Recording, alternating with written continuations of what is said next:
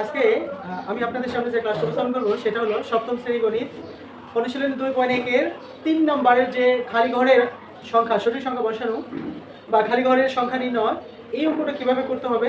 তো জাস্ট একটা অঙ্ক দিয়ে আমি টোটাল সমস্ত অঙ্কগুলোকে বোঝানোর চেষ্টা করব।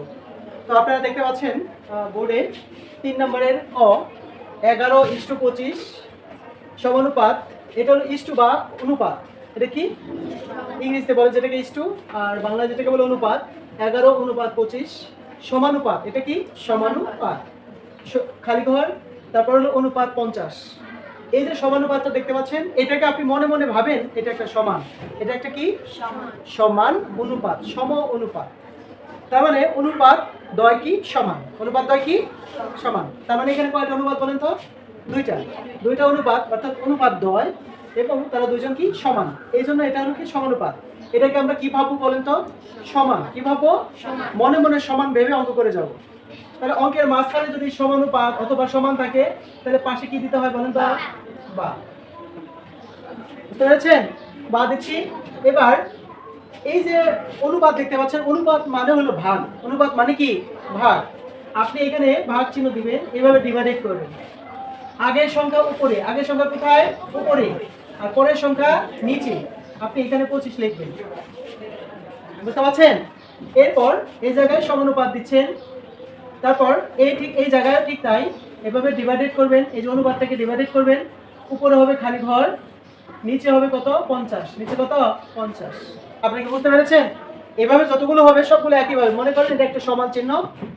এই সমানুপাতটাকে মনে মনে ভাবে নেন। আর এই অনুপাত মানে হলো ডিভাইড করা, ভাগ করা। আপনারা যদি এইভাবে লেখা হয় এটা কি চিহ্ন বলেন তো? ভাগ। কি এটা? মাঝখান থেকে এটা সরিয়ে দেওয়া হলো, তাহলে সেটা কি অনুপাত। অর্থাৎ এটাকে ভাগ আকারে প্রকাশ করা যায়। তাহলে ভাগ আকারে যদি প্রকাশ করেন, আগের সংখ্যা উপরে যাবে, পরের সংখ্যা নিচে যাবে। আপনি কি বুঝতে পেরেছেন? এবার যে কাজটা করবেন সেটা হলো আপনি আর গুণন করবেন। কি গুণন করবেন? তবে আর গুণনটা হলো এই যে ক্রস গুণন, এবং এটা দ্বারা এটাকে ক্রস গুণন। তবে যেটাই করেন না কেন আপনার মাথায় রাখতে হবে এই যে খালি ঘরটা সবসময় এই পাশে রাখতে হবে। কোন পাশে রাখতে হবে?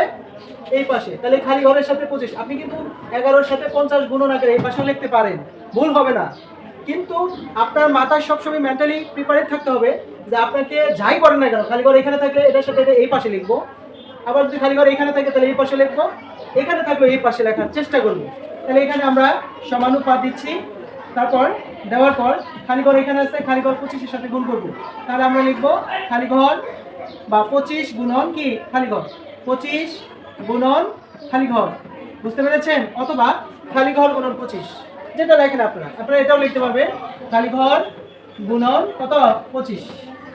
আর অনুপাতের বিপরীত পাশে, ওই পাশে এই 11 দ্বারা 50-কে গুণন লিখবেন। তাহলে 50 গুণন হলো কত? 11। আপনারা কি বুঝতে পারছেন? বুঝতে পারছেন? তাহলে যদি খালি ঘরটা এখানে নিচে থাকতো তাহলে এটার সাথে এটা গুণ করে এই পাশে লিখতাম, আর বাকিটা ওই পাশে লিখতাম। মনে থাকবে এটা? সবসময় আপনাকে ফোকাস করতে হবে খালি ঘরটা সমানুপাত কিংবা সমানের এই পাশে থাকতে হবে। ক্লিয়ার হয়েছে আপনাদের? বুঝতে পেরেছেন?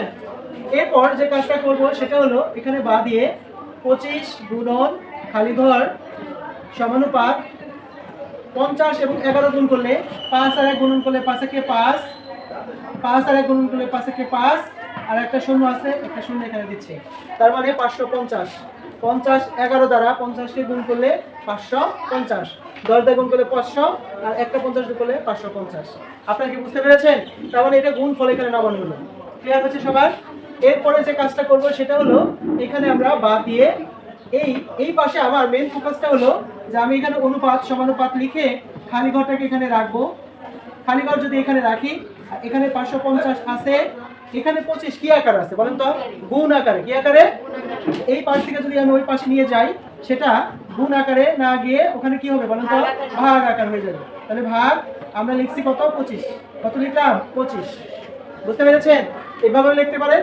আর যদি বলেন যে 550 ভাগ 25, এভাবে লিখতে পারেন।